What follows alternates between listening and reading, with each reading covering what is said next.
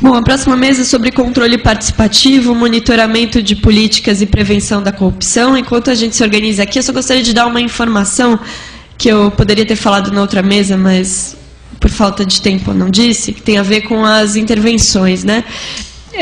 Tem um grupo de trabalho intersecretarias que está trabalhando já há alguns meses no âmbito dessa gestão, e esse grupo de trabalho ele está produzindo análises para criar uma política municipal de participação.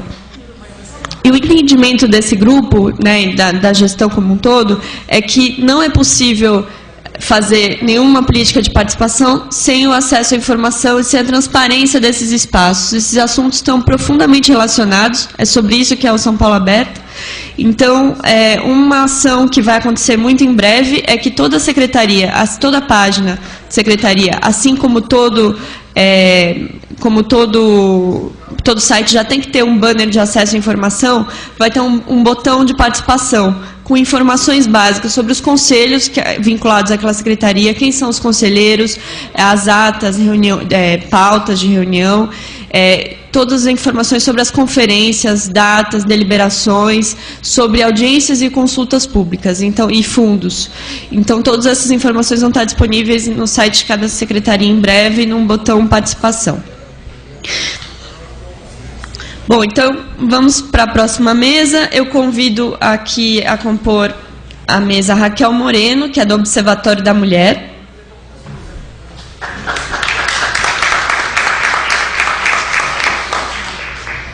A Clara Meyer Cabral, que é coordenadora de indicadores e pesquisas da Rede Nossa São Paulo.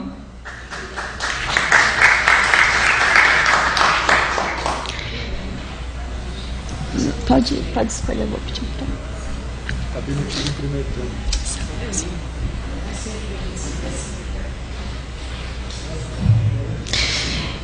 E o Fabiano Angélico, da Controladoria Geral do Município. Já está vindo aqui. O Wagner Romão, professor do Departamento de Antropologia, Política e Filosofia da Faculdade de Ciências e Letras da Unesp.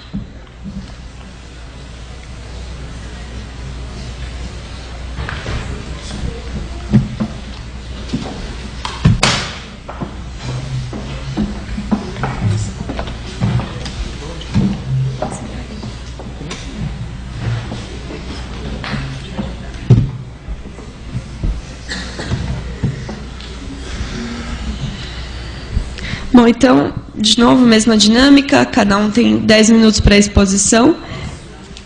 Raquel Moreno, por favor. Seguimos a ordem aqui da programação. Obrigada. Gente, bom dia. Eu queria agradecer muito o convite e dizer o quanto eu fiquei estimulada por um lado e perplexa pelo outro, por falar desse tema, que não é um tema muito costumeiro em termos de movimento social, né? O Observatório da Mulher faz parte do movimento feminista e é enquanto tal que nós estamos aqui na mesa para discutir esse tema. Os movimentos sociais, como disse o companheiro que me antecedeu, neste momento estão vivendo, faz algum tempinho já, estão vivendo uma crise em termos de sobrevivência, né?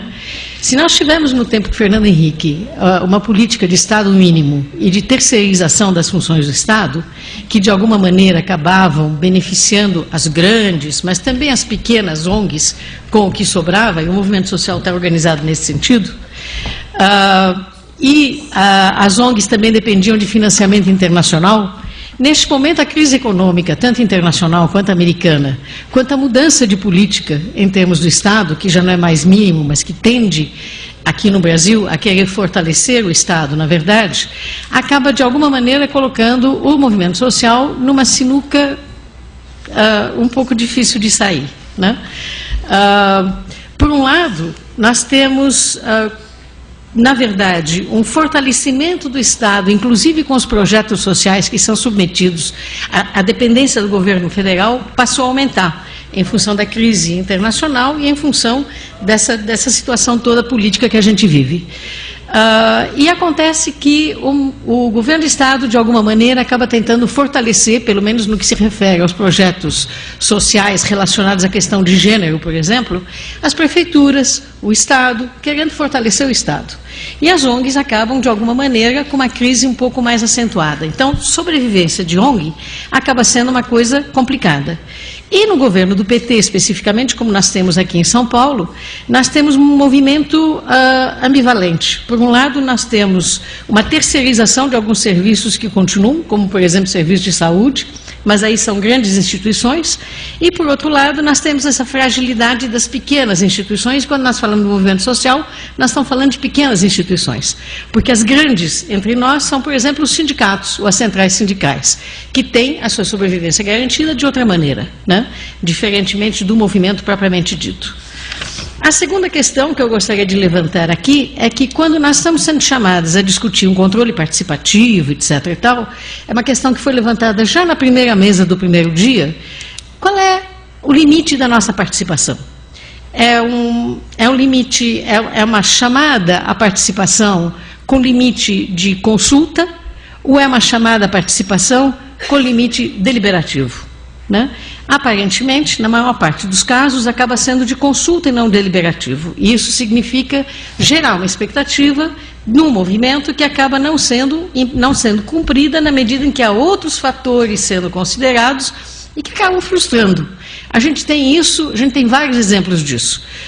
O exemplo rápido que eu queria colocar é quando o governo costuma chamar para a população para discutir o orçamento participativo.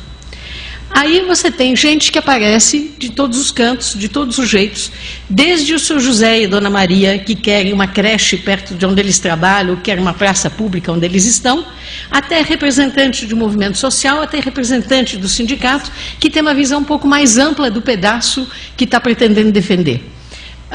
Até onde eu acompanhei os orçamentos participativos, Rio Grande do Sul, por exemplo, diante desta dificuldade de compreensão do que significa você dizer eu quero uma creche no meu bairro e a viabilidade de efetivamente ter uma creche em absolutamente todos os bairros, né, acabou se filtrando de alguma forma a participação da população no movimento social, privilegiando quem representava movimento e não cidadãos, simplesmente.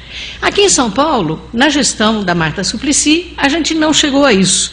Mas aí a gente tem a participação intensa na discussão do orçamento participativo, depois se elegem alguns delegados que passam a participar de outras discussões e que chegam lá em cima quando finalmente se considera o que existe em termos de recurso e o que existe em termos de demanda. E se define em conjunto o que é que vai ser privilegiado. Na hora de voltar com essa definição, não havia quem quisesse contar para o seu Zé e para a Dona Maria que a creche no bairro deles não foi contemplada, né? Então, cria uma expectativa que é complicado de ser preenchida e esse é um ponto importante de ser refletido, né? Qual é o limite e quais são as coisas. Depois, o que está sendo solicitado aqui do movimento social especificamente é uma nova tarefa, né? O controle participativo, o monitoramento de políticas públicas e a prevenção da corrupção, mais particularmente, precisam de uma formação, precisam de tempo, precisam de informação. Isso não quer dizer que o movimento social não tenha passado por alguns momentos tão estimulantes quanto esse. Como eu sou meio dinossauro no movimento, eu lembro de um tempo em que o SEBRAP chamou o representante de todos os movimentos sociais para dar uma formação política a respeito de qual é a função do Estado, qual é a função disso, qual é a função daquilo. Estamos absolutamente abertos para esse tipo de formação e achamos que ela seria extremamente útil para a gente poder enfrentar o desafio. Agora, controle e prevenção da corrupção. Mesmo que a gente tenha uma formação, a coisa é um pouco complicada. Eu profissionalmente trabalho com pesquisa. Tá? Então, eu tenho uma visão um pouco diferente de algumas coisas aqui. E eu lembro, por exemplo, que resíduos sólidos. Eu lembro, por exemplo, que na gestão da Luísa Erundina, depois de algum tempo se descobriu que a coleta de resíduos era paga por pesagem dos caminhões. e que existia caminhões que davam a volta e que eram pesados várias vezes e recebiam o que tinham que receber, multiplicado por várias vezes, né? Eu lembro também que faz uns 2 anos atrás, a pedido de uma bancada, eu acabei fazendo uma pesquisa a respeito da remuneração de varrição de rua. Tem ruas que têm que ser varridas 4 vezes por dia, tem ruas que têm que ser varridas 1 vez por dia, tem outras que menos do que isso. E aí a gente tentou fazer um cruzamento, porque quando chove e quando alaga, o varredor não fica mais na rua. E ele, portanto, não varre mais. Mas, com os dados que a gente teve, ficou difícil, de alguma maneira, de definir categoricamente se, na verdade, tinha havido um sobrepagamento, porque teve um período longo de enchentes, né? Embora o pagamento mensal fosse quase que sistematicamente o mesmo. Ou seja, eu trouxe esses 2 exemplos para mostrar que, na verdade, é um pouco complicado, né? Agora, não sei bem qual é o critério, mas é um pouco complicado verificar, prevenir essas formas de corrupção, na medida em que cada serviço está sujeito a uma definição que muda ao longo do tempo e é uma definição absolutamente técnica, política e daquele momento, do qual a população, de um modo geral, não tem conhecimento. Agora, a população, de um modo geral, tem conhecimento do que acontece em casa. Por exemplo, eu sei que com relação a resíduos sólidos, a Prefeitura, neste momento, definiu que vai ampliar para 10% a coleta seletiva até o fim dessa gestão. Isso significa o quê? Que 10% do meu resíduo doméstico vai ser coletado e 90% não, de uma maneira seletiva? Como é que eu posso comparar? Que aporte que eu posso trazer no sentido de dizer que no meu bairro isso não melhorou, isso não aconteceu? A minha visão, enquanto pessoa que abre a porta da rua e que percebe se houve ou não coleta seletiva, é uma visão relevante ou não? Enquanto movimento social, eu posso consultar as mulheres, de um modo geral, independentemente do bairro onde elas moram, trazer essa informação. Isso seria relevante ou não? É um aporte que a gente poderia trazer e que, de alguma maneira, poderia complementar a visão que se tem a respeito de um determinado serviço público, certo? A segunda coisa é o seguinte, a outra coisa, é que enquanto movimento social, particularmente enquanto movimento feminista, nós temos demanda em todas as áreas de política pública, porque as mulheres representam 52% da população e porque elas estão presentes em todas as facetas da vida da cidade, né? E, portanto, deveriam ser merecedoras de um plano de igualdade de oportunidades e de atendimento da demanda em todas as regiões. Algumas das nossas demandas foram atendidas, algumas totalmente, outras parcialmente, em termos de políticas públicas que estão sendo colocadas. Por exemplo, o projeto Cegonha, que é uma limitação com relação ao plano de atendimento integral à saúde da mulher, mas que, de alguma forma, a gente poderia ajudar a fiscalizar e verificar se de fato funciona ou não. Por exemplo, a priorização da violência de gênero, que acaba penalizando cada vez mais o agressor e que constrói uma rede social de acolhimento às mulheres vítimas de violência, mas que, por outro lado, fica muito distante do nosso sonho de um projeto de igualdade de oportunidades em todos os setores da sociedade, como, por exemplo, o trajeto do ônibus, que as mulheres querem de um jeito diferente dos homens, como, por exemplo, as praças públicas, onde as mulheres querem um fraudário e que não existe, como, por exemplo, enfim, qualquer faceta que a gente recorte tem uma demanda específica que as mulheres poderiam eventualmente formular. Mas, mesmo dentro dessas poucas políticas públicas que foram delimitadas para nós, eu acho que nós teríamos um aporte muito rico em termos de controle social e de controle participativo, né? Social e participativo. Por exemplo, vamos pegar a questão da violência. Nas casas-abrigo, a gente sabe que as mulheres vítimas de violência acabam terminando na casa-abrigo, em geral distante do seu município de origem, que é para o agressor não encontrar com ela por acaso na rua e ela ficar a salvo. Lá, os filhos delas são cuidados e elas também, e elas eventualmente se organizam para poder ter uma função econômica produtiva, elas eventualmente recebem um auxílio aluguel depois de algum tempo para poder ser desalojada no município onde fica a casa-abrigo, que não é o município de origem dela. Quando ela é desabrigada, primeiro, antes dela ser desabrigada, quem é que fiscaliza que, de fato, ela não está sendo convertida a uma religião dentro daquela casa-abrigo, porque quem controla aquela casa-abrigo é um pessoal mais religioso, ou se, de fato, ela está sendo inteirada dos seus direitos e de suas possibilidades de transformação da sua realidade, né? Esse é um papel que o movimento social poderia exercer, e só o movimento social poderia exercer com um olhar crítico diferenciado. Segunda coisa, quando ela é desalojada, para ela permanecer no município onde ela foi atendida e não voltar para casa, e portanto voltar na família, e portanto voltar ao agressor, qual é a rede de sustentação social que ela tem? O movimento social poderia ajudar a constituir essa rede, né? De modo que ela tivesse um suporte de reflexão, de espaço social, de afetividade, etc., que permitisse a ela reconstruir a sua vida de uma maneira um pouco mais segura, para não ter que necessária e indubitavelmente acabar voltando para a situação anterior. Um outro exemplo é, por exemplo, o caso na rede de saúde pública. A saúde agora, que é onde a mulher vítima de violência acaba chegando num primeiro momento, normalmente é na UBS, AMA, etc., etc., é obrigada a notificar os casos de violência e a encaminhar os casos de violência. Acontece, com o treinamento que a gente fez no ABC, por exemplo, com os funcionários da rede, que os funcionários da rede nem sempre sabem até onde vai a opinião deles e até onde é o direito absoluto que eles têm que respeitar. Chega uma menina que diz: eu preciso da pílula do dia seguinte porque eu transei sem proteção. Ah, mas essa menina vai transar amanhã de novo, não vou dar a pílula do dia seguinte. Gente, é um direito. Tá? Fui estuprada. Pô, você fez BO?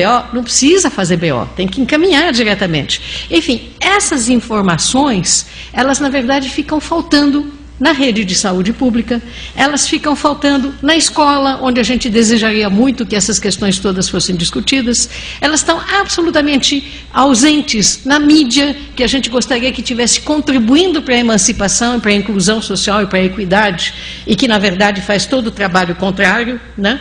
Elas estão nos transportes, nas praças, em absolutamente todos os lugares, né? Na verdade, essas discussões seriam super relevantes e seriam uma contribuição que poderia ser extremamente rica por parte do movimento social para essa demanda que está sendo colocada. Pese demais, a gente precisaria de mais formação.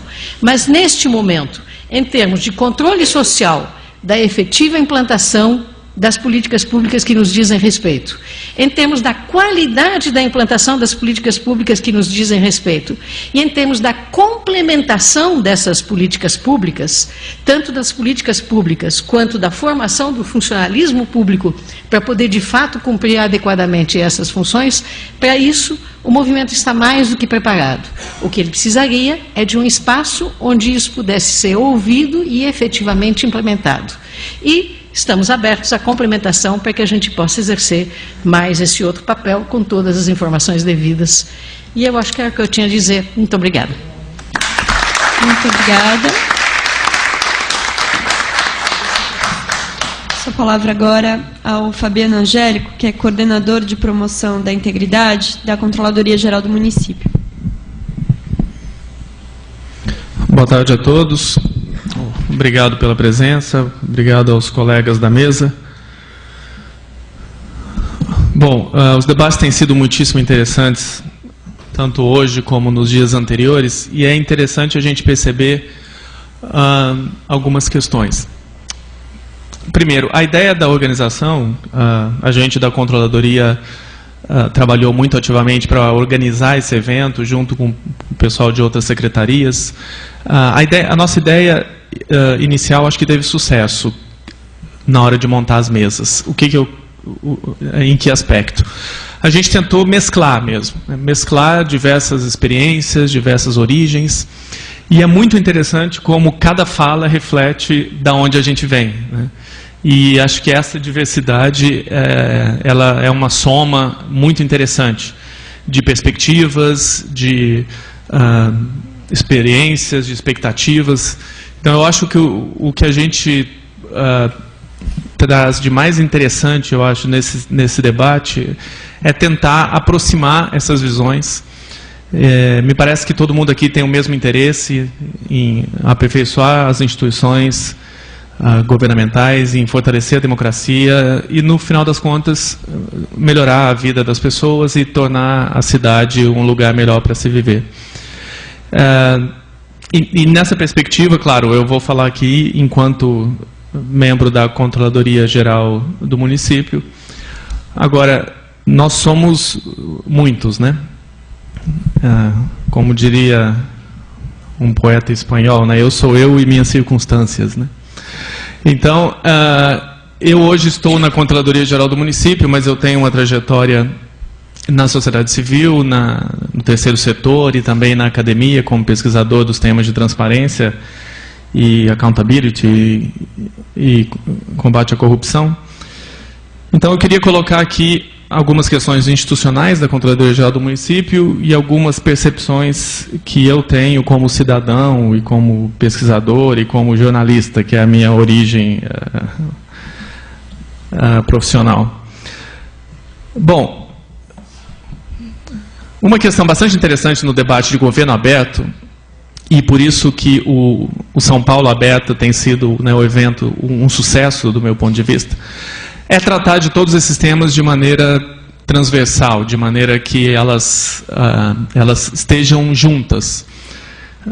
O conceito de governo aberto ainda está sendo disputado, não é um conceito dado, mas basicamente diz respeito a nova onda de democracia que varreu o mundo com o fim da ditadura comunista do leste europeu, com o fim das ditaduras militares da América Latina e com o desenvolvimento tecnológico, né? Então, o que começou a se perceber mundo afora, e isso é uma discussão que está na academia muito forte, é que as práticas e ações governamentais da democracia atual são diferentes de algumas da década de 50, 60, época em que a democracia era basicamente localizada na América do Norte e Europa Ocidental, né? Então, de um tempo para cá, tem havido essa discussão do governo aberto, do que é essa coisa de transparência, da participação. Aliás, o Brasil teve um papel fundamental nessas discussões que permeiam aí as universidades do mundo afora, porque essas experiências trazidas pela Constituição de 88, né, esses espaços de participação, algumas inovações como o Portal da Transparência do governo federal, que já recebeu vários prêmios e é considerado uma inovação importante no campo da transparência. Mas o que eu acho que é mais interessante nessa discussão de governo aberto é juntar isso tudo. Eu acho que esse é o grande momento, acho que a grande oportunidade para a gente fazer a democracia avançar. E por que eu insisto nesse ponto? Eu tenho percebido que existem frustrações a respeito dos espaços de participação colocados nos últimos tempos, né, nas últimas décadas no Brasil. E, a meu ver, pelo que eu tenho percebido essa semana, desde quarta-feira nos debates aqui, isso tem muito a ver com a outra perna do governo aberto, que é a transparência. Eu anotei aqui duas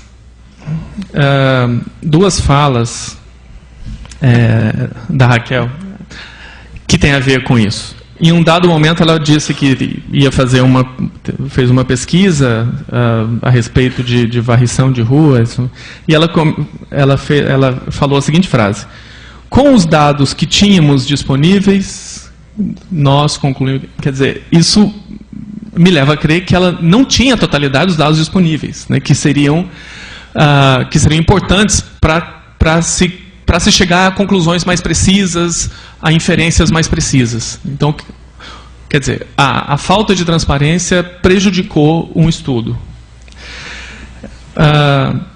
Outra frase dela foi: critérios técnicos e políticos sobre os quais a população não tem conhecimento. Novamente, é falta de informação, é falta de transparência. Eu acho que é interessante a gente estar debatendo isso tudo junto, porque me parece que isso se casa. O controle participativo ele vai ser muito melhor quando essa assimetria de informação se reduzir. E talvez essa frustração que todo mundo sente um pouco dos espaços de participação tradicionais, se deve muito em parte disso.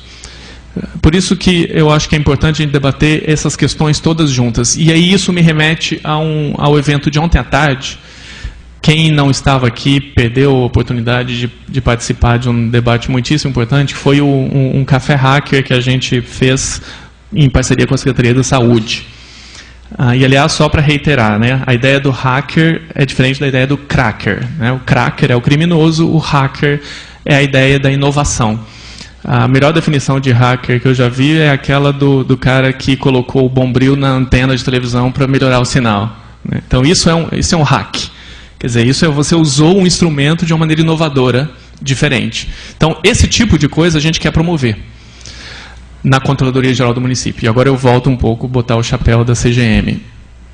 A CGM está dividida em 4 grandes áreas, com a função principal de prevenir e combater a corrupção.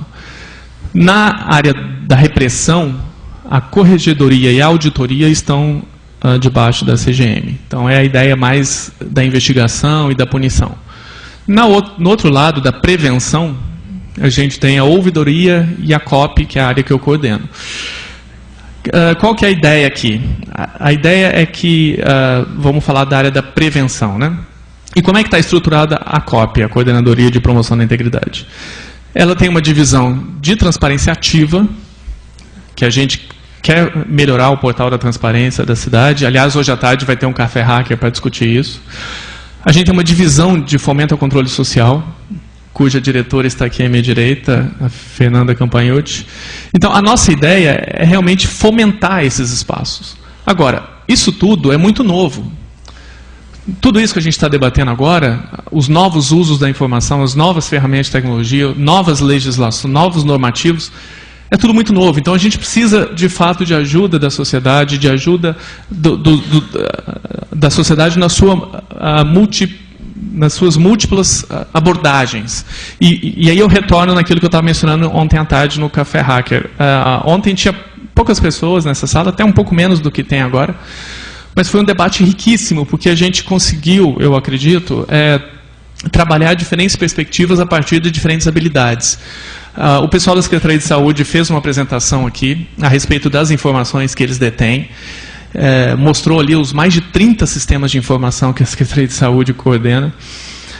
Mostrou um pouco que tipo de informação eles disponibilizam, como disponibilizam. E do outro lado tinha um pessoal de movimentos populares, alguns conselheiros de saúde, que demandaram outro tipo de informação, outro tipo de abordagem.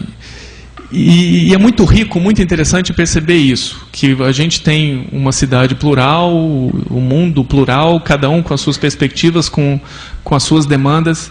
E a ideia desse tipo de evento é exatamente isso, a gente tentar perceber que forma a gente faz esse link, que forma a gente coloca todo mundo voltado para o mesmo fim.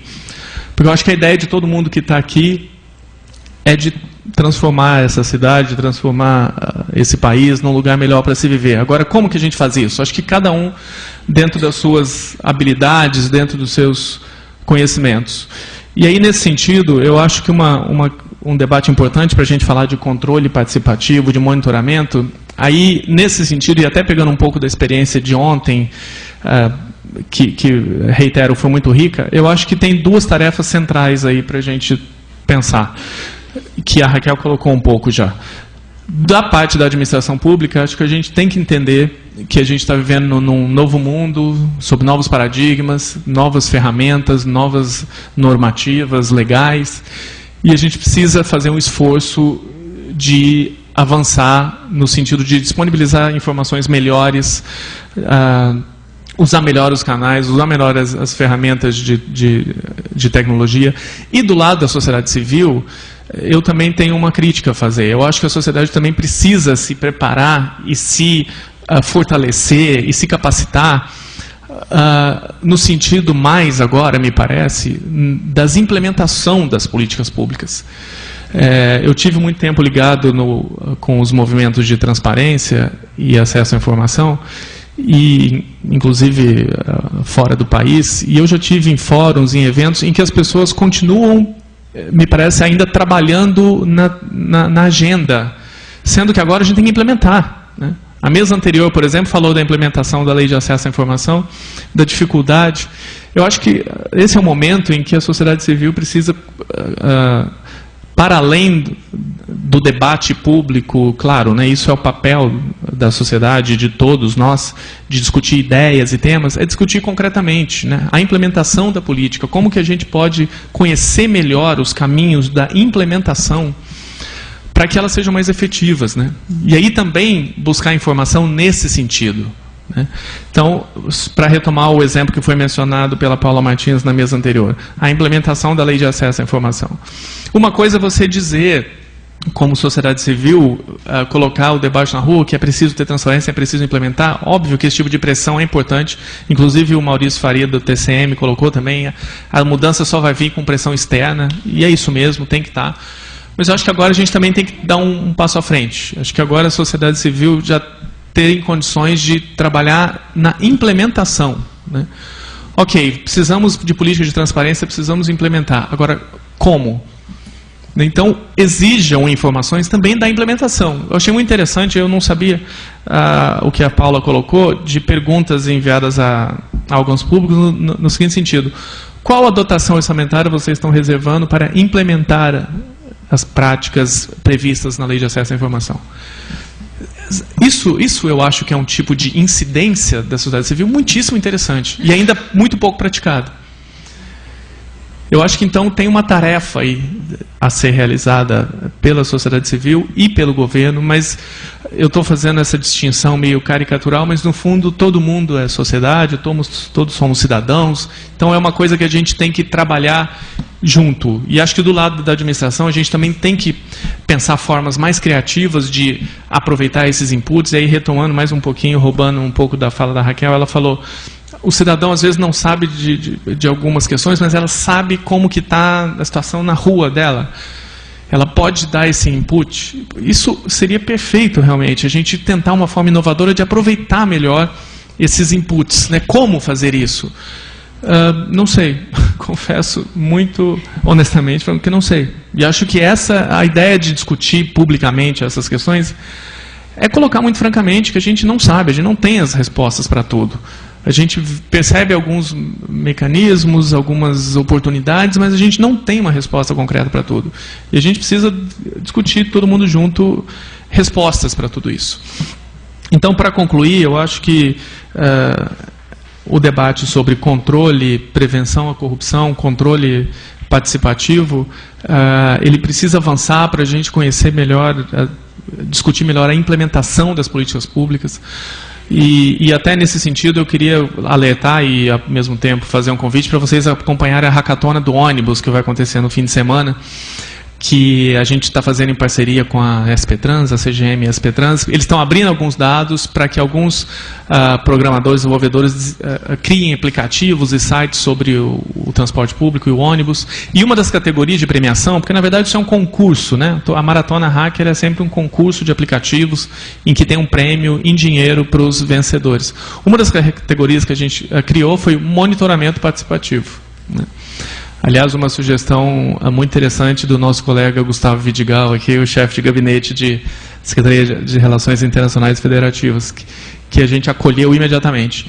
Monitoramento participativo. Então, um dos aplicativos que a gente pediu para que os hackers pensassem e discutissem é a criação de um site, um aplicativo que permitisse esses inputs do cidadão. Meu ônibus atrasou, meu ônibus quebrou, o motorista, sei lá, né, está dirigindo muito rápido, o cobrador foi mal educado, enfim. A gente está andando nessa linha. Então eu acho que tudo isso, todos esses temas, mecanismos, ferramentas são muito novos e a gente precisa discutir e manter esse debate aberto e no sentido de implementar essas práticas, juntando essas noções de transparência, de participação, de inovação tecnológica, que são todas as pernas de governo aberto. Quando a gente fala de governo aberto, a gente está falando basicamente de 4 coisas: inovação, integridade, transparência e participação.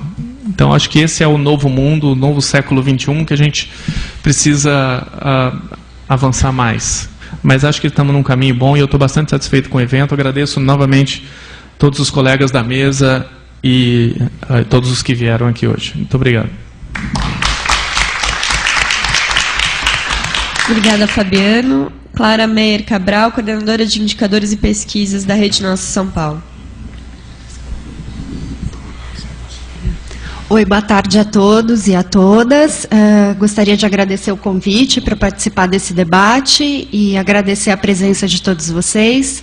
Eu vou trazer aqui mais a nossa experiência com monitoramento, que a Rede Nossa São Paulo vem fazendo nesses últimos 7 anos. Como foi esse processo, o trabalho que a gente fez com questões participativas e como a gente chegou hoje num processo de trabalhar com dados abertos também. Então, eu quero mostrar um pouco a evolução desse nosso trabalho para vocês. Pode passar, por favor. Bom, então aqui em 2007, a Rede Nossa São Paulo foi lançada e 2 dos eixos que a gente trabalha é monitoramento e acompanhamento de indicadores para fazer avaliação das políticas públicas da cidade. Então, desde o começo da rede, a ideia era montar um observatório na internet que os cidadãos, os jornalistas, pesquisadores pudessem acessar dados sobre a cidade de São Paulo, que então era difícil você encontrar numa fonte só. O nosso primeiro trabalho foi fazer um levantamento de todos os dados que existiam para poder agregar isso num local só e ficar mais fácil da população ter acesso a essas informações. Aqui já foi muito discutido hoje a questão da dificuldade de conseguir informações, as bases de dados não são facilmente acessíveis, então a ideia era justamente disponibilizar de maneira organizada essas informações para os cidadãos. Bom, a gente fez um processo participativo por meio de grupos de trabalho. Esses grupos de trabalho eles eram temáticos, então a gente pegou tanto pessoas da sociedade civil como organizações da sociedade civil e convidou para participar desses grupos. Os grupos eram abertos também à participação de quem se voluntariasse, e eram grupos da área de educação, saúde, meio ambiente, para levantar uma primeira lista dos indicadores que seriam indicadores interessantes para acompanhar, indicadores que a gente acreditasse que demonstrasse no site a evolução da política pública na cidade, então da política pública de saúde, da política pública de educação. Esses grupos se formaram, a gente teve um processo aí de uns 6 meses de discussão para levantamento desses indicadores. Os indicadores foram levantados e aí a gente também foi estudar a viabilidade da disponibilidade do dado, né? Porque muitos indicadores que foram levantados pelos grupos, a gente percebeu que não tinha dado disponível para montar os indicadores. Bom, então passando esse primeiro processo, a gente lançou o Observatório Cidadão. Pode passar, por favor. E aí a gente montou essa base de dados, que hoje a gente trabalha com 145 indicadores da cidade de São Paulo. A gente começou trabalhando com dados do município de São Paulo e dados regionalizados por subprefeitura. Um ano depois, a gente disponibilizou os dados por distrito da cidade, que a gente acredita que é importante para mostrar a desigualdade que existe dentro da cidade de São Paulo. Muitos dados que a gente trabalha, não tem o menor sentido a gente trabalhar o dado com o valor total da cidade, porque o valor total da cidade é um valor bom, e quando você pega esse dado desagregado por distrito da cidade, você percebe o tamanho da desigualdade que tem dentro da cidade. Então, a nossa ideia foi sempre trabalhar mostrando essa desigualdade para a população. Esse site está disponível hoje, e o que a gente percebeu com o tempo foi que não bastava só disponibilizar a informação, como hoje a gente disponibiliza nesse site, mas que a gente precisava trabalhar a informação de maneira adequada. Pode passar, por favor. Então, a gente precisava também fazer a comparação entre o que o indicador técnico da cidade dizia e o que a população percebia a respeito das políticas públicas. Então, a gente decidiu fazer um processo participativo de construção de indicadores de percepção da população. Esses indicadores passaram por 2 processos, um processo de consulta pública, que ficou 3 meses disponível pela internet e por questionários impressos distribuídos nas subprefeituras, onde a gente perguntava para a população o que era importante para a qualidade de vida. Essas respostas, elas serviram para alimentar um questionário que a gente faz hoje, que a gente chama de IRBEM, que são indicadores de referências de bem-estar no município, que o IBOP aplica em pesquisa domiciliar para a gente fazer a avaliação dos serviços públicos, ou seja, aquilo que a gente queria saber que era importante para a qualidade de vida da população, hoje a gente pergunta o grau de satisfação dela em relação a esses serviços. Esse também foi um processo participativo, aberto não só pela internet, mas questionários impressos. Bom, aí entrando num segundo processo, pode passar, por favor. Em 2011, a gente foi convidado para participar do GT Dados Abertos, que a W3C coordena.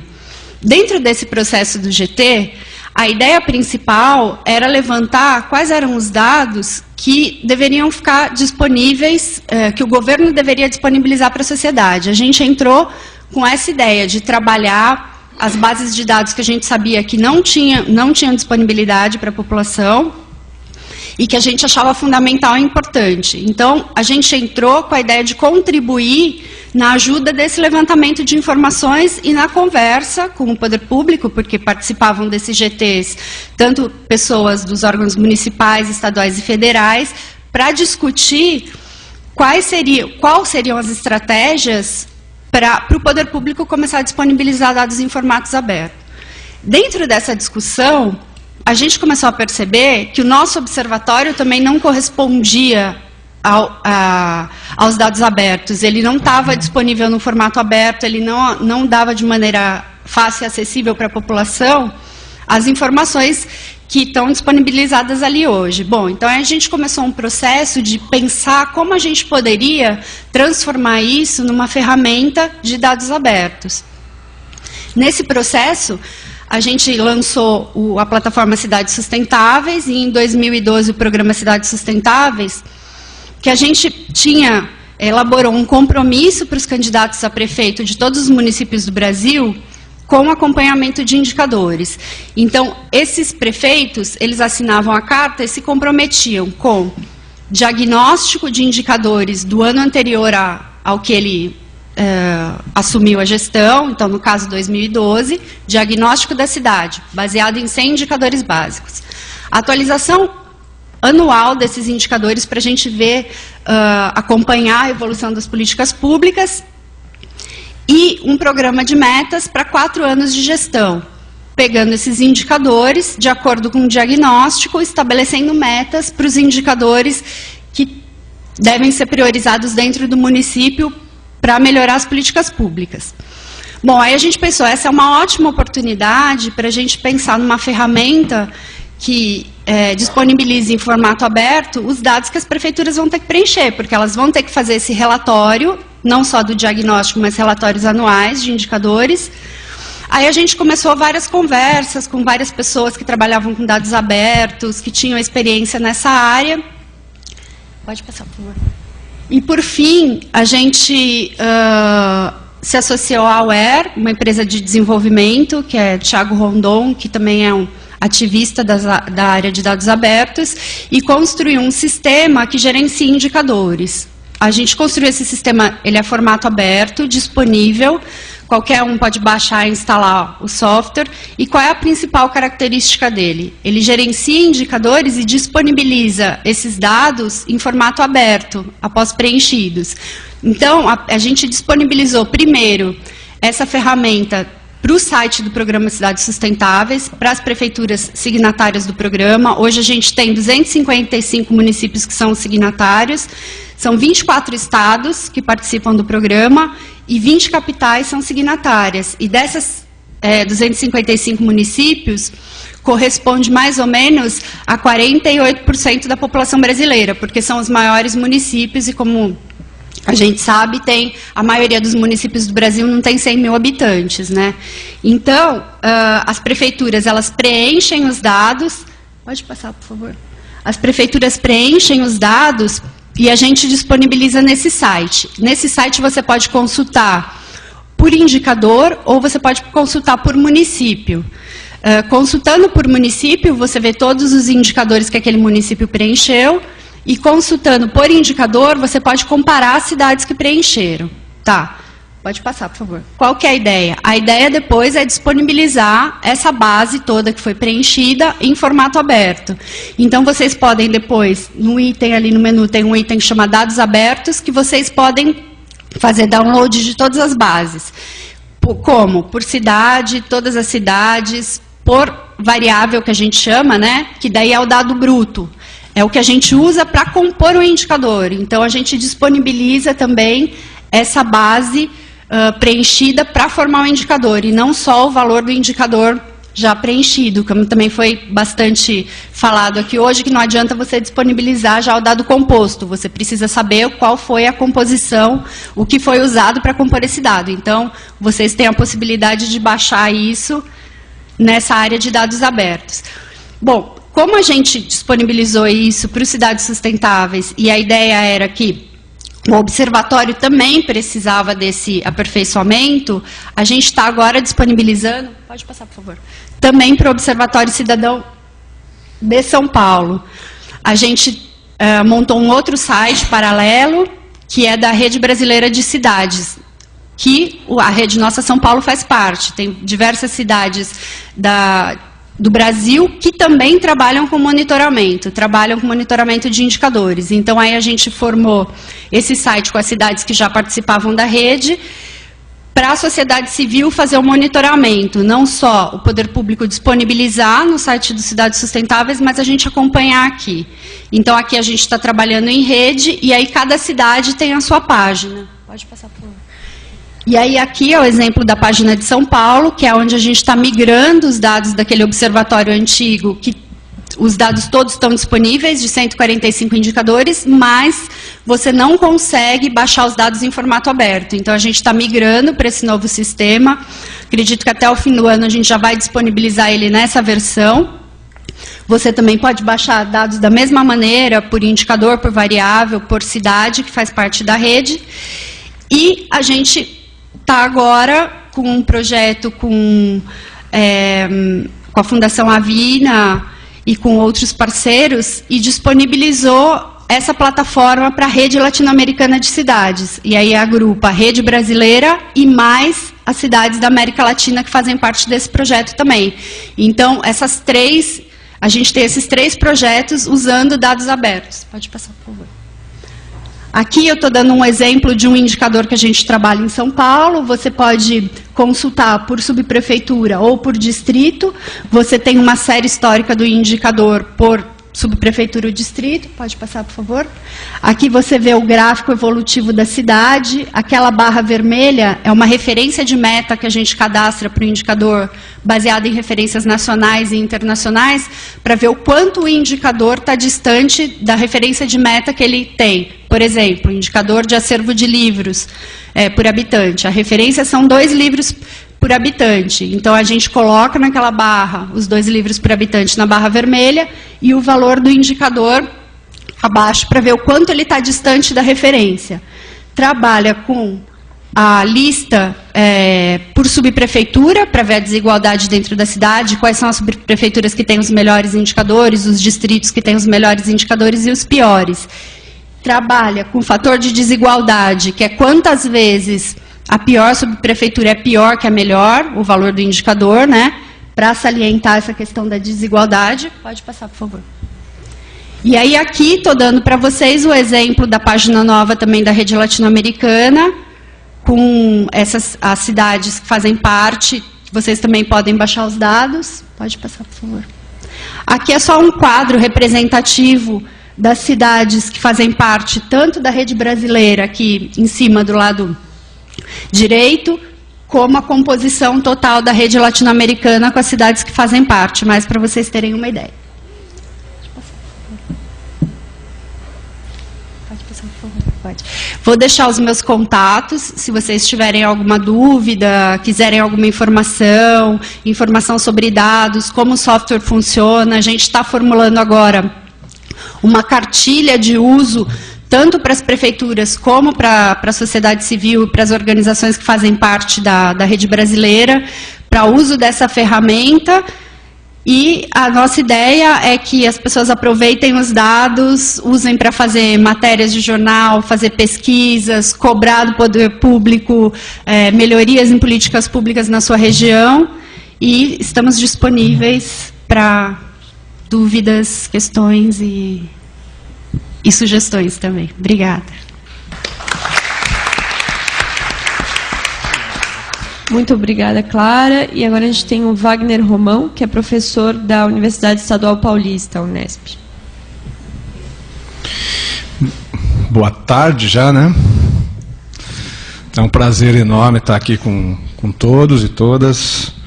Queria agradecer o convite da organização do evento, acho que extremamente oportuno, né? Sobretudo nesse momento de já não tão início de governo aqui em São Paulo, mas sobretudo por um momento de repensar, reproblematizar, né, todo esse debate sobre a participação após esse movimento todo que ocorreu aí recentemente, que tem ocorrido e continua ocorrendo em algumas cidades, né, do nosso país. Eu vou falar brevemente, dado já o adiantado da hora, mas eu queria tocar em pelo menos 3 pontinhos. Vou iniciar minha fala falando um pouquinho da nossa Constituição Federal, brevemente. Vou tocar um pouco no que eu estou entendendo como o fato de nós estarmos fora da zona de conforto da participação, né, que nós estivemos durante nos últimos 15 anos, 10 anos, enfim. E vou tematizar, por fim, a questão da implementação, que acho que também é crucial. Acho que é uma agenda fortíssima, não só para pensar políticas públicas de maneira geral, mas para pensar a participação, né, da cidadania nas políticas públicas. Então, falando um pouquinho queria retomar só alguns elementos das falas aqui, acho que me remeteram a pensar retomar um pouco a Constituição Federal nossa, de 88, né? Que é uma Constituição programática, né? O que eu quero dizer com isso? É uma Constituição que não só aponta os direitos e deveres, né, dos agentes públicos, dos cidadãos, das instituições públicas, de algum modo regula a relação do Estado com a sociedade, com o mercado, né, mas também tenta diz muito efusivamente em alguns dos seus aspectos, dos seus capítulos, como essa relação deve se dar, né, como essa relação deve se concretizar. Sobretudo, né, em alguns dos temas de políticas públicas, no capítulo das políticas sociais, né, no famoso capítulo da Seguridade Social, né, que agregava, naquele momento, naquela altura, a saúde, a previdência social, né, e a assistência social. Uma grande inovação da nossa Constituição de 88 era exatamente a tentativa de reunir essas 3 grandes áreas de atuação do Estado, né, na linhagem da Seguridade Social, né, quer dizer, transformar esses 3 elementos, inclusive com um orçamento, né, próprio para esses 3 elementos, e pensar, enfim, a Seguridade Social. A nossa Constituição, ela é muito forte nisso, né, aquela de 88. Né. E queria destacar 2 pilares, né, que eu considero também da nossa Constituição, que sobretudo na parte das políticas sociais, eu não vou entrar nas outras partes, mas que é a questão da descentralização ou federalização das políticas. A gente vinha, né, de um período ditatorial e de centralização muito forte do poder nas mãos da União, né, um rebaixamento do próprio papel dos estados, e num período em que os municípios contavam muito pouco, né, e que passaram a contar muito a partir da Constituição de 88, a partir de 88, acho que é, né, notório, os municípios se transformam em um ente federativo em pé de igualdade em pé de igualdade de autonomia com a União, com os estados. Né. Então esse é um pé forte, o pé da descentralização e da federalização das políticas, e o outro pé forte é o da gestão compartilhada e da participação, né, do controle, do que a gente chama hoje de controle social, do que a gente está chamando de controle participativo, dessa estrutura, né, desses elementos que, enfim, acho que pensando esses elementos conjugados, o elemento da descentralização e o elemento da participação e do controle social, esses são os 2 pilares dos sistemas nacionais de políticas públicas que foram gerados a partir daí, né.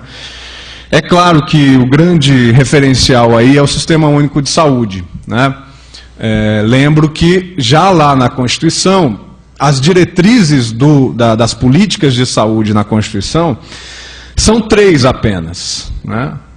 A descentralização, que tem a ver exatamente com essa dimensão federativa, o atendimento integral, que é o elemento forte da política, né? A grande mudança da política que vai ser concretizada com a lei do SUS em 1990, e a participação da comunidade. Então, só 3 diretrizes, sendo que uma delas é a descentralização, a outra é o atendimento integral e a terceira, a participação da comunidade.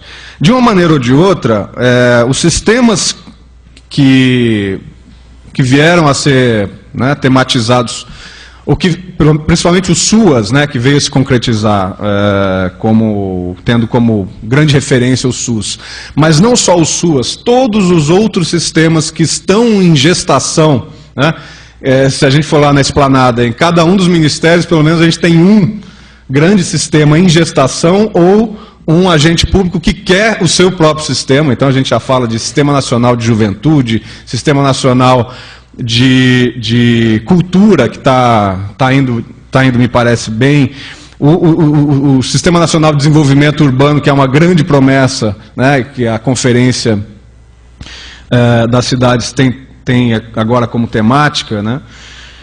Enfim, e agora a gente tem a proposta, né, a tentativa do Sistema Nacional justamente de participação social. Eu vou retomar isso mais à frente. Tá? Agora, o que é interessante é que, embora a lei que veio logo após o SUS tente organizar, isso no caso da saúde, como vão funcionar os conselhos, qual vai ser o papel dos conselhos, qual vai ser, inclusive a constituição, né, dos representantes, dos conselheiros, se vem da sociedade civil, se vem do governo, se vem das empresas, enfim, que assessoram ali a saúde, né? Para muitas outras políticas, não ficou claro, né? Quer dizer, não estava claro exatamente como seriam e qual seria o papel desses conselhos. Um pouco a discussão que a gente faz sobre se o conselho é consultivo ou o conselho é deliberativo, essa confusão sobre a finalidade do conselho, ela um pouco tem a ver com essa mágica, né, que alguns setores de políticas acabaram acolhendo os conselhos, as conferências, né, como os espaços de participação, mas sem se aprofundar sobre como esses conselhos, essas conferências, essas chamadas instituições participativas, como a gente tem chamado hoje, atuam sobre as políticas públicas, né? Eu tenho batido bastante nessa tecla. O conselho, a conferência, ela não é uma solução mágica para qualquer política, e ela deve ser pensada pelos gestores públicos, que são aqueles que efetivamente organizam, estruturam, dão o norte político das conferências. Em algumas políticas, os movimentos sociais estão mais fortes e pautam mais. Em outras políticas, praticamente não há nenhuma ação da sociedade civil, né? São conferências de governo, né? Então, acho que esse é um elemento que acho que é crucial para a gente, quando a gente está exatamente nesse, né, o Fabiano apontou, né, nessa coisa meio frustrada, né, sobre a participação social e sobre a participação institucional, sobretudo, né? Então, acho que essa colagem ela é fundamental. Durante muito tempo, a gente estudou conselhos, conferências, orçamento participativo, de uma maneira absolutamente desconectada da gestão, né, da gestão pública. Era como se fosse uma emanação da sociedade civil, né, e como se os governos fossem, né, a partir dessa emanação e dessa legitimidade que brotava da sociedade civil, né, como se os governos tivessem a obrigação, né, e a capacidade de absorver todas essas demandas, o que não é, seria, oxalá, né, se fosse assim, seria fantástico, mas essa não é a realidade. Bom, então, acho que já acabei entrando aqui um pouco no meu segundo ponto, que é exatamente tentar pensar um pouco nessa zona de conforto ou zona de desconforto, né, da participação, e acho que esse é o elemento central que eu queria deixar isso colocado. Hoje em dia a gente já avançou muito, né? O próprio governo tem pensado, o próprio governo federal tem avançado muito. A própria ação do IPEA, do Instituto de Política Econômica Aplicada, que nos últimos anos se voltou também para essa temática, tem sido extremamente frutífera para que a gente conheça mais, né, essas instituições participativas, e acho que é muito louvável que isso se dê numa articulação com a Secretaria-Geral da Presidência da República, que é, afinal, quem está canalizando essa articulação com a sociedade civil. Acho que isso se coloca ainda de maneira forte. Acho que tem dois elementos importantes que eu queria salientar, né? Claro, as manifestações de junho, elas colocam uma pergunta muito grande para, né, me considero também um ativista da participação, né, para nós ativistas da participação, sobre, enfim, como recolher, né, como conseguir dar vazão, canalizar aquela explosão, né, de desejo, né, participativo, ou de se colocar na rua, né.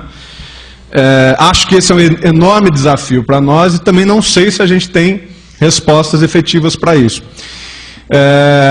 E também não sei se não seria colocar muito peso sobre os conselhos, sobre as conferências, sobre as próprias audiências públicas, muita responsabilidade a dar alguma resposta às manifestações. Ou assim, para dizer mais amplamente ainda, a rua, né? Será que os conselhos, as conferências, as audiências públicas têm a obrigação de dar respostas às ruas?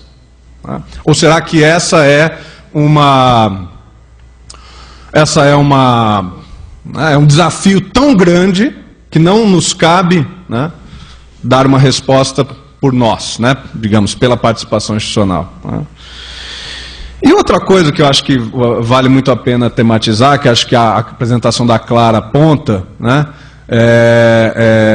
que é a questão dos observatórios, né?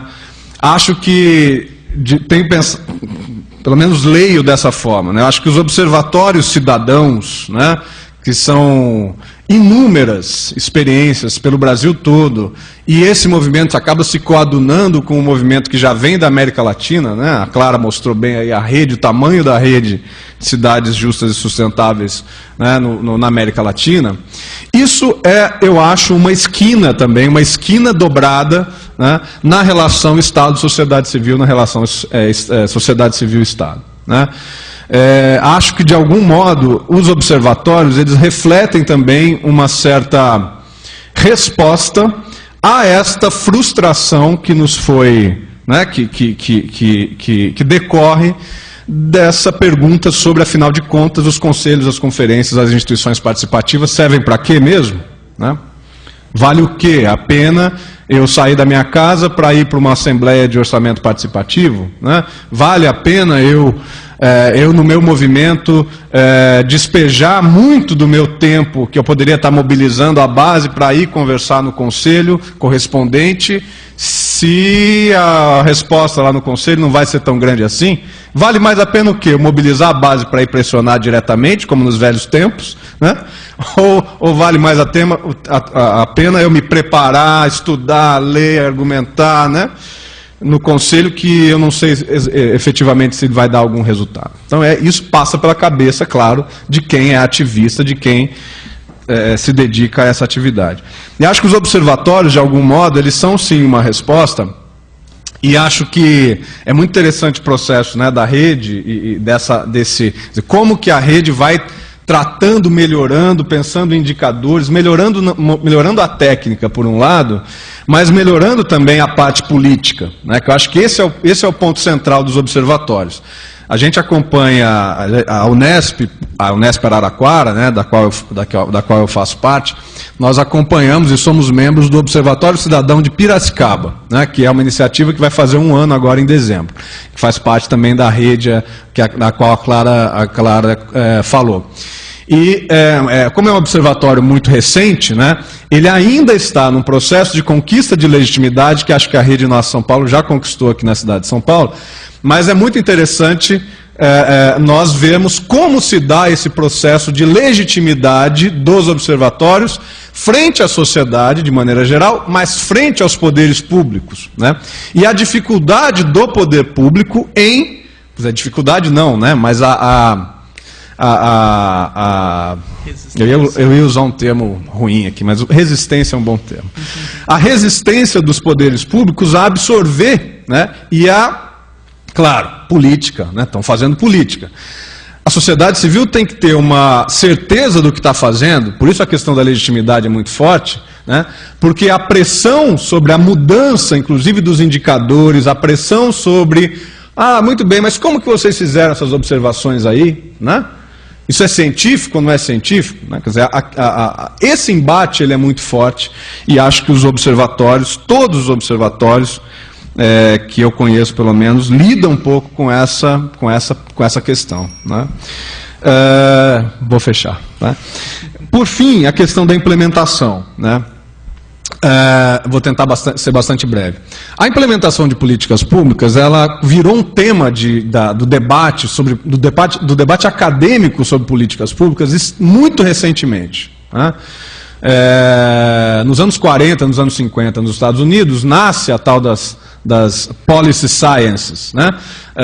Que era uma tentativa de racionalização do processo político, de deliberação sobre políticas públicas, e o grande tema estava colocado, aliás não havia outro, né? Mas a grande questão era como formular melhor políticas públicas e como tomar decisões melhores sobre políticas públicas, sendo que a implementação, né, naquela concepção de uma burocracia que é uma cadeia de transmissão eficiente, né, a implementação estava dada, né? A partir do momento em que se decide lá nos píncaros do poder, a implementação na ponta está dada. E é lá em 1980 que o Lipsky, né, com a ideia do Street Level Bureaucracy, a burocracia de nível de rua, vem trazer esse tema dizendo, olha, se a gente não pensar em implementação, nós não estamos entendendo metade, pelo menos metade, do que são as políticas públicas e de como é que elas incidem no cidadão, né? Então acho que a mesma coisa está acontecendo um pouco com a gente, acho que, não acompanhei a semana, mas acho que esse é um recado muito forte, né? Não só pensar a formulação e a decisão, mas também pensar a participação na implementação de políticas públicas. No debate eu tento continuar um pouco. Obrigado. Muito obrigada, Wagner. Vamos abrir para inscrições, já temos 3 inscrições. Eu peço para que quem queira mais se inscrever aponte ali para o Tiago, e durante a fala agora do Carlos, que vai ser a primeira, e depois a gente encerra as inscrições, por favor, porque já são 10 para 1, 5 para 1 já. E depois a gente volta às 2, então para todos terem tempo de almoçar. Som. Aqui. Então eu vou ser muito breve, porque já está na hora do almoço, né? Todo mundo não consegue pensar direito, né? Eu só quero ler, para pedir para a mesa, 15 segundos para mim ler um negócio aqui. Olha, é sobre isso aí, ó, sobre São Paulo aberta. A São Paulo que a gente quer, transparente, aberta, participação social. Para que todos façam parte dessa construção, a Prefeitura convida para o encontro São Paulo aberto. Venha conhecer e debater propostas para que essa seja cada vez mais a cara da nossa cidade. Eu sou da Rede Saúde Mental e Economia Solidária, sou da luta antimanicomial e sou do Conselho de Gestor 24 horas, Ama Sorocabana. E o que eu fiz aqui, que o negócio que eles que estavam na mesa estavam prestando atenção que eu estava meio inquieto, né? Não sei se vocês perceberam. Olha só, eu escrevi até aqui, ó. Porque ninguém convidara a saúde mental, ninguém falou da voz da saúde mental. E eu coloquei aqui, São Paulo aberta, mas não para saúde mental. E a saúde mental, eu tenho muitos amigos, e vocês sabem que saúde mental envolve milhões de pessoas. Professor, deputado, qualquer um que tem uma depressão ou passar nervoso com aluno, tem que tomar um diazepam, não para sempre, mas tem que tomar. E eu só peço à mesa, peço desculpa, não quis deixar ninguém irritado aqui. É só um motivo de lembrar vocês que da próxima conferência vocês estejam entrando na saúde mental. Obrigado. Obrigada, Carlos. Tatiana e depois a Laura.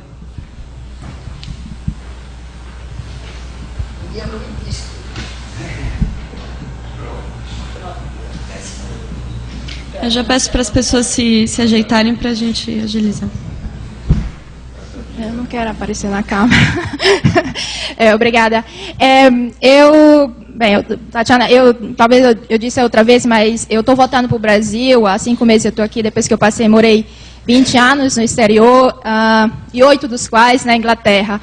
Eu gostaria de fazer um comentário bem breve, que hacker, pelo menos em inglês, não tem um significado positivo. Hacker é acesso não autorizado. Tem a ver com furto de dados, né, com intrusão não autorizada. Em inglês tem um significado bem negativo. Eu estou percebendo que chegou no Brasil com um significado um pouquinho mudado, né, de inovação tecnológica. É interessante essa mudança de significado, né? Deve ser porque nós, como dizem sempre na novela, nós gostamos de um amor bandido, né? Nós gostamos de um pouquinho de coisa ilegal, né? O senhor Maluf é condenado no Tribunal da Inglaterra, da Jersey, por lavagem internacional de dinheiro, né? Ele é condenado. Mas tem várias pessoas nessa cidade que ainda continuam a dizer que Maluf é o grande político, né? Um criminoso, na verdade, né? Então, como dizem nas novelas, nós gostamos de um amor bandido. Mas, voltando ao tema da conferência, aquilo que disse a senhora Raquel, que certos funcionários, certas coisas não acontecem, como a senhora mencionou a pílula do dia depois, que as pessoas vão, não recebem certos serviços, que as pessoas vão e não recebem. Tem um problema de participação, mas talvez também de cada funcionário público fazer o dever, não é não? Nós precisamos cobrar, mas cada um também precisa fazer aquilo que deve fazer. Talvez nós precisamos de mais participação, mas precisamos que os órgãos públicos sejam responsáveis por aquilo que fazem. Se dizem que se uma coisa tem que ser feita, tem que ser feita. E quem não fizer, deveria ser responsável. Não é? Então, como é que nós... E para difundir a participação, eu vou dizer logo para vocês que eu pego um ônibus todo dia, tá? Eu moro perto de Paraisópolis, eu pego o ônibus e eu converso com as pessoas todo dia. Gente, pelo menos com o pessoal de Paraisópolis, participação zero. Todo mundo reclama do transporte público, é claro, né? Você passa 2 horas por dia esperando o transporte, todo mundo reclama. Eu faço esse teste todo dia. A senhora já reclamou com a Secretaria de Transporte? Não. Mas por quê? Não adianta nada. Mas a senhora já tentou? Não. Todo dia eu tenho esse tipo de conversa. As pessoas veem as instituições com uma distância incrível, né? E só para fechar, a primeira vez que eu vim aqui no centro de São Paulo, que eu vim para esse convênio, eu fui para a prefeitura, eu cheguei na praça, eu não sabia para onde ir, e perguntei a alguém onde era a prefeitura, né? Me mandaram para a Câmara Municipal, né? Então, é só para dizer aqui a participação, como é que está. E gostaria, ainda estou querendo ouvir ideias para melhorar. Obrigada.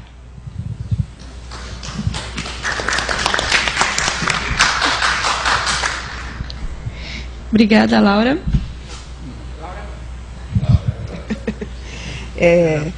Bom, sim, eu falei obrigada. O Fabiano falou um pouquinho do que aconteceu no café, que aconteceu nessa sala ontem. Eu vou começar a minha fala falando o que aconteceu na outra sala, porque eu estava na outra.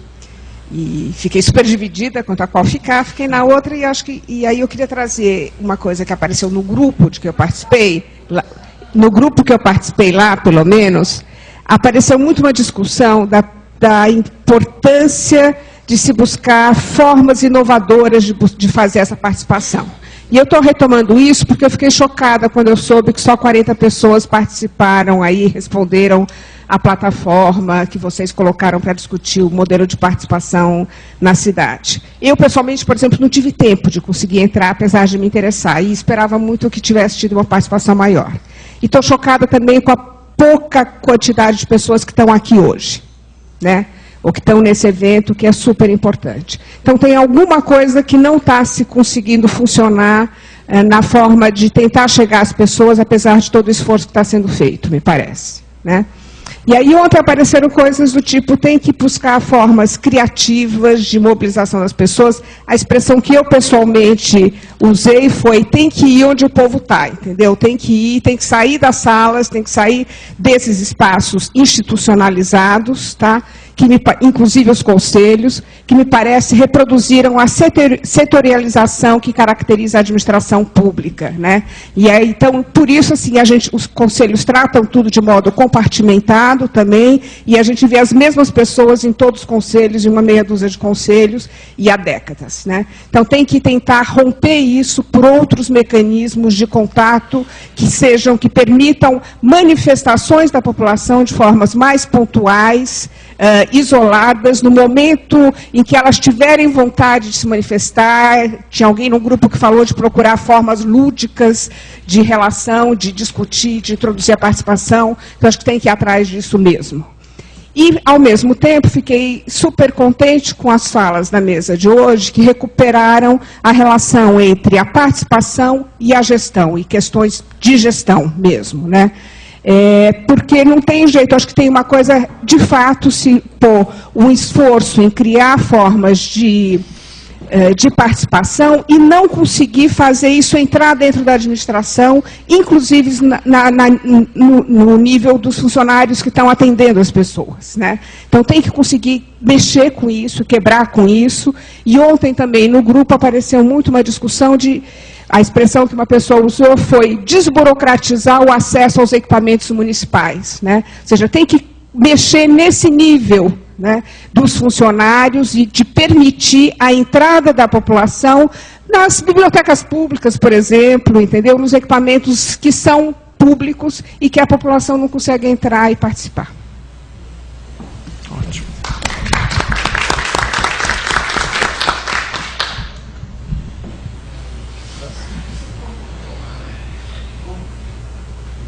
Sou eu? Se esquecer do meu nome.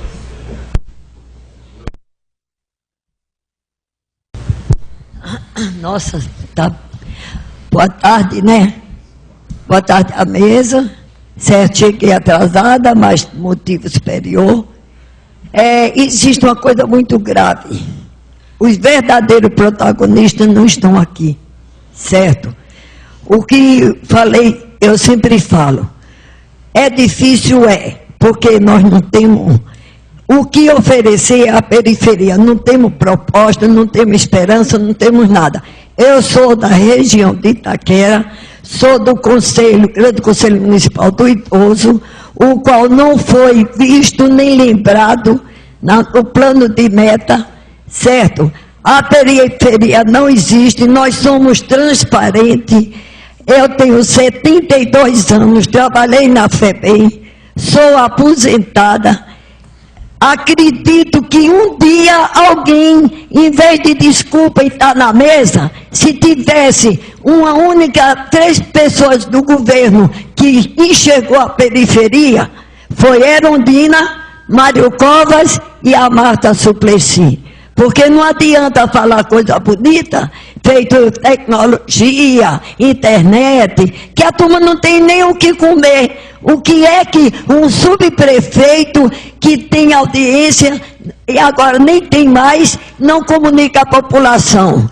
A audiência pública aqui, eu faço parte do CONOP, antigo Movimento de Resistência do Orçamento Participativo, que é composto por Fábio Siqueira, que há mais de que nós estamos resistindo até hoje e estou com vontade de desanimar. Porque o idoso, nada nós temos para nós. Existem pessoas na mesa que falam em direitos humanos, certo? E nem nos convida para nada. Uma pessoa que não representa a gente, certo? 2 minutos, né? Tá bom. Mas eu vou concluir, viu? Por quê? Porque, gente, é demais, é triste estarrecedor, certo? O que está acontecendo? Você perguntou qual o melhor, o que deveria fazer? Simplesmente, vai como uma personagem, um Deus, sei lá, que eu não, Deus só existe um. Se sair do pedestal e tentar fazer alguma coisa, nossa São Paulo não vai agora, mas no começo foi para lá, Cidade de Carvalho, que eu assisti uma das primeiras, não sei se você era, certo? Mas tinha outras pessoas, certo? Conversar com a população, ter esperança. Eu fiz a inscrição para agora do orçamento, certo? Participação e parceria. Eu fiz para ver, só que eu fiquei estarrecida, porque quem também está concorrendo é pessoas de gabinete que vem com a lista pronta para entregar a subprefeitura e falar que trabalha em periferia. Que participação é essa, gente? É mais uma enganação, é mais uma sacanagem? Desculpa, eu sou assim, digo o que eu penso. Eu acho, tem condições sim de se resgatar a população, certo? Aqueles que gritam é porque não tem esperança, é no grito que alguém escuta ele, porque nós somos transparentes, a periferia é usada. Eu sou Maria do Socorro, conhecida por Dona Socorro, de Itaquera, com muito orgulho. Eu tenho 48 anos de militância. Aí eu pergunto, como a gente pode trabalhar, enganar mais uma vez a periferia, se nada temos a oferecer?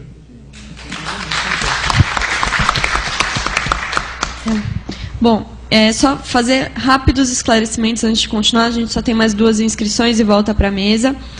Sobre o processo do Conselho, de construção do Conselho de Transparência e Controle Social, eu tinha dito que era 40 pessoas, mas 40 pessoas que participaram efetivamente da ferramenta virtual. E aí a gente tem todos esses desafios que a gente está debatendo aqui para democratizar esses meios. Mas também a gente acredita que são formas complementares de participação.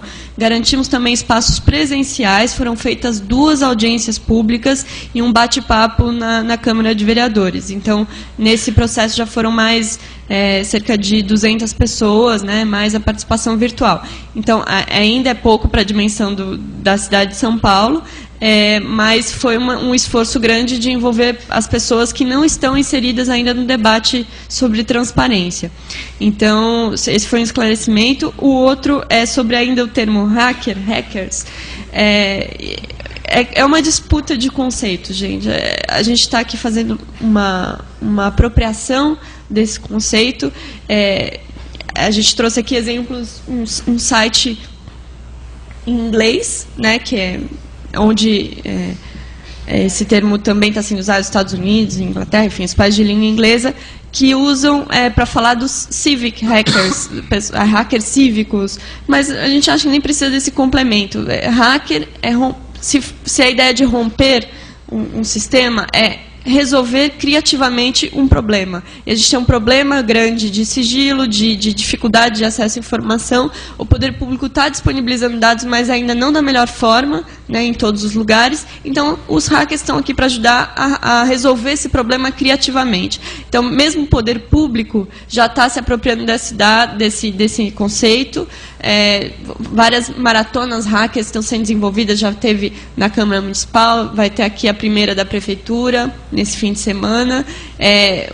A Câmara dos Deputados está fazendo agora também nessa semana. Então, é um conceito apropriado positivamente e não tem nada de ilegal nisso, tá? Esses foram 2 esclarecimentos. E passo a palavra para o Leandro agora e depois o Fábio. Só mais um pequeno esclarecimento. A Maria do Socorro fez uma denúncia aqui a respeito das listas. A Controladoria está aberta para denúncias, então se você tiver a oportunidade, faça essa denúncia. Tem um canal no site e tem telefones, é preciso que isso seja apurado. A denúncia pode ser inclusive anônima. A denúncia pode ser até anônima, exatamente. Não, mas eu faço assim que vai prejudicar, já que não tem nada. Ok, então faça a denúncia lá. Muito bem. Professor Obrigado. Wagner, gostaria de fazer uma consideração sobre o que eu percebi sobre o que o senhor falou sobre gestão de políticas públicas. Eu sou membro da carreira de especialista em políticas públicas do Estado de São Paulo e a gente, aliás, torce para que o município de São Paulo também crie uma carreira especialista em políticas públicas.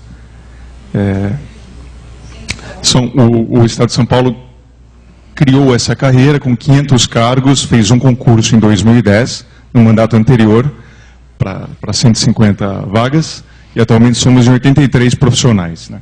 E o objetivo dessas carreiras, no governo federal, no estadual, todos os estados que têm e os municípios que estão começando a criar, o senhor sabe também quanto eu, que é de tentar profissionalizar a gestão de políticas públicas. Muito bem. Mas o que acontece, né, no estado de São Paulo, que é uma realidade que eu vejo, imagino que isso se reproduz em outras arenas políticas, é que tem as carreiras de fiscalização, né, de renda. Por exemplo, o estado de São Paulo tem que ser forte mesmo, carreira de fiscal de rendas, por exemplo, são 4.750 fiscais, recentemente fez um concurso para 845 fiscais, e tem que ser uma carreira forte mesmo, carreira de arrecadação muito forte. Temos as carreiras de procuradores, por exemplo, que são os responsáveis por fazer que o devido processo legal seja respeitado e tal, e são fortes, no estado de São Paulo é forte, imagino que no município também seja. Muito bem.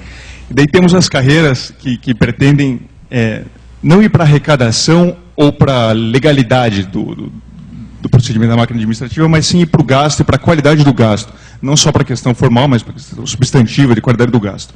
Daí veja esse caso que somos em 83 profissionais no estado de São Paulo. Se o senhor puder fazer...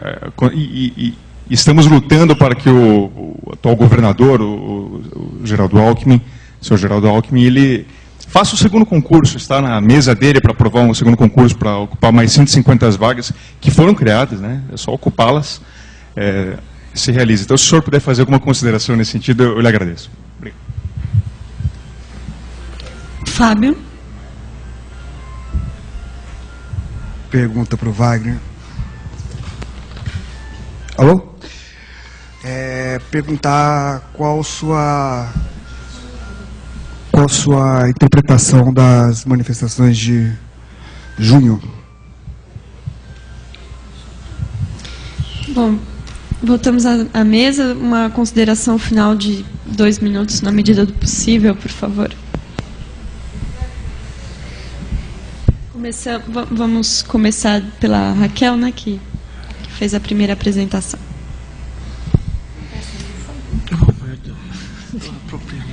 Sim, tudo bem. Gente, eu estive tentando listar aqui os movimentos sociais possíveis de estarem nessa mesa, né? Falou a saúde mental, falou o pessoal que representa os idosos. Pode ter negro, LGBT, ambientalista, criança e consumo, trabalhadores, enfim, há uma multiplicidade de atores sociais, de movimentos sociais, que poderiam e deveriam estar sendo ouvidos, né? E que seria fundamental. Eu acho que com relação às questões que foram levantadas aqui, que é a questão da saúde mental, São Paulo está com internação compulsória, gente. E eu sei que o movimento de saúde mental está sangrando com esta política, né? Que na verdade não é implementada, que na verdade é complicada e não é bem... Está muito longe do que se sonhava, né? E quando se fala da questão do idoso, quando eu falei, por exemplo, dos planos, do projeto Cegonha versus Paísmo, eu acho que o atendimento integral à saúde da mulher faz sentido pensar em saúde do idoso, em acessibilidade em termos de cidade, enfim, todos esses segmentos, na verdade, deveriam ser ouvidos. Eu acho que o mercado se organiza melhor para poder sondar o que se deseja e o grau de satisfação com aquilo que é oferecido à ponta, né? E faz isso através de pesquisa, né? Nós fizemos isso de alguma maneira, eu acho que pode ser feito através de pesquisa. Alguém falou da gestão da Luiza Erundina, né? Na gestão da Luiza Erundina, o programa de governo foi feito com reuniões em bairro, com reuniões na PUC, com todos os segmentos sociais organizados, estando lá e palpitando. Faz tempo que a gente não vive mais esse tipo de situação. E seria fundamental.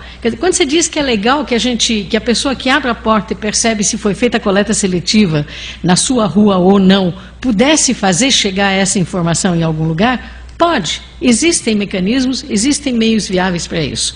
Na verdade, o que a gente precisa é de mensurar e sondar a demanda, né? E mensurar e sondar de uma forma constante a satisfação em termos de implementação dessa demanda, né?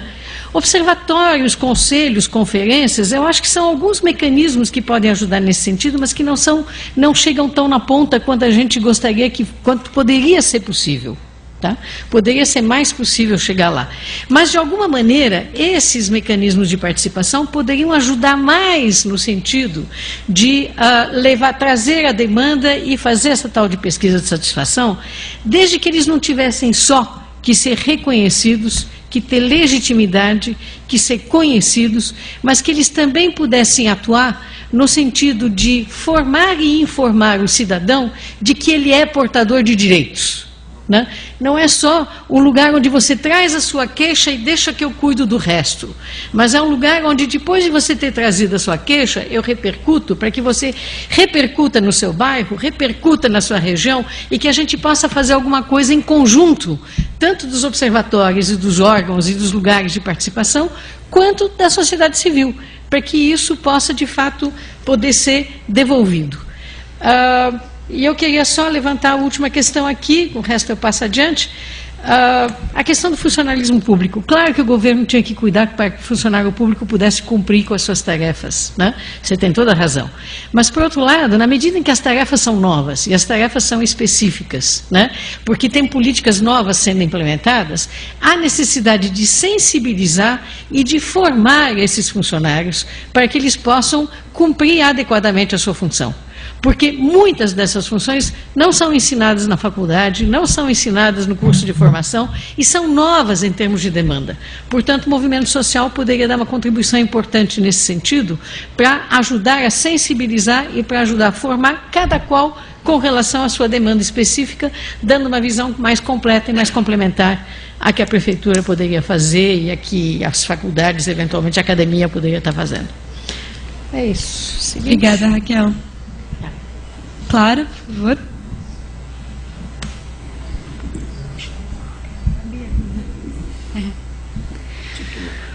Bom, eu queria de novo agradecer o convite de participar desse debate e queria convidar vocês para acessarem o site do Observatório, conhecer os indicadores da cidade e convidar também para vocês participarem dos grupos da Nossa São Paulo. No site da Nossa São Paulo a gente tem ali um espaço que tem os grupos, como você faz para se inscrever. A gente tem grupos de transporte, saúde, educação, que são grupos que discutem e fazem propostas também para a cidade. Então, convidar as pessoas a participarem desses grupos para fazer propostas para a cidade de São Paulo. Obrigada. Obrigada, Fabiano. Bom, só para encerrar, agradeço a participação de todos, foram levantados temas muito interessantes aqui. Com relação a algumas questões apontadas concretamente, né, como que a gente faz o input da colocação das pessoas. Claro, existem mecanismos, existem ferramentas, agora formas concretas, perenes, permanentes, né, ao longo do tempo e que possa atingir todos os órgãos, acho que ainda não foram implementados adequadamente. Então, acho que é uma coisa a se perseguir. Mas existem, claro, meios, formas de se fazer isso. E acho que essa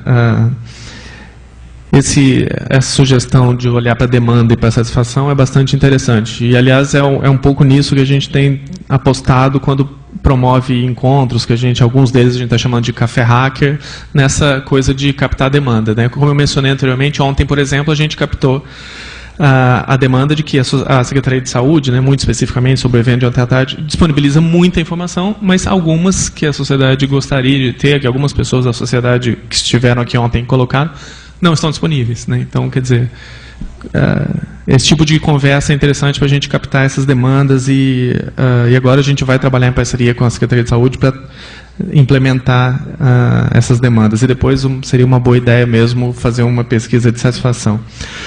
Bom, eu só queria concluir dizendo que agradecer a todos. Eu acho que é um debate que todos temos que ter e, mais uma vez, eu reitero a ideia da gente pensar em inovações, em criatividades, porque hoje o mundo é muito mais complexo, a gente tem que conversar para tentar formas de utilizar as tecnologias, de utilizar a informação a nosso favor, né? Então, o que a gente se propõe a fazer na Controladoria é tentar incentivar esses espaços e tentar atuar no sentido de incrementar a transparência pública, porque eu continuo acreditando que quanto mais informações as pessoas detêm, mais elas conhecem, mais elas podem trazer incidências efetivas na implementação de políticas públicas. Então é nisso que a gente vai apostar e vai tentar concretizar aí nos próximos anos. Muito obrigado. Obrigada, Fabiano. Wagner? Bom, rapidinho, então, agradeço as questões. Eu acho que vou só destacar duas coisas aqui. Quer dizer, a Laura falou do desburocratizar o acesso aos equipamentos. E a Tatiana falou do funcionário público cumprir o seu dever, né? Acho que a Raquel já apontou isso, mas a gente está lidando com duas coisas bem complicadas, que uma é onde o Estado falha na sua normatização do que deve o funcionário fazer, o funcionário acaba fazendo por aquilo que é da cabeça dele, né? Com tudo que há de bom, que pode haver de bom, e tudo que pode haver de ruim também, né? Então, acho que essa é a questão né, de um certo personalismo que ainda está na ponta, né, da política.